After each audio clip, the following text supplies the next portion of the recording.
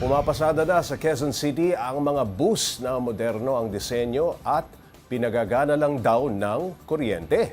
At heto, libre pa ang pamasahe. Para bigyan ng mukha ang balita, Mobile Journal Ivan Tarinque.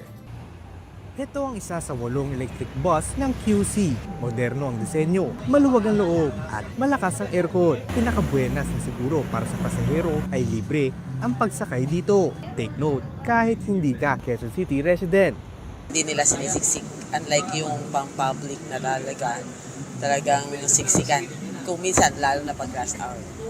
Masubukan niya, Una mo nga mapapansin ay mas tahimik ito kumpara doon sa mga traditional buses na ating nasasakyan. sa ngayon, mula Quezon City Hall papuntang Cubao ang ruta ng mga electric bus. Nasa 20 minutes din ang biyahe. Sa mga sasakay, tandaan, sa mga designated bus stops lang pwedeng magbaba at magsakay.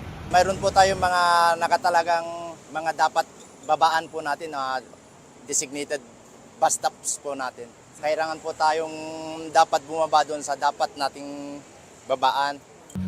Hanggang 41 ang pwedeng isakay na pasahero dito sa electric bus. PWD friendly din ito.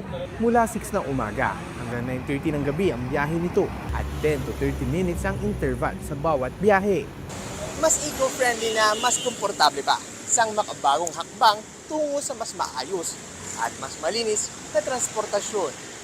Mobile Journal, Ivan Tarinque po, hatid ang mukha ng balita.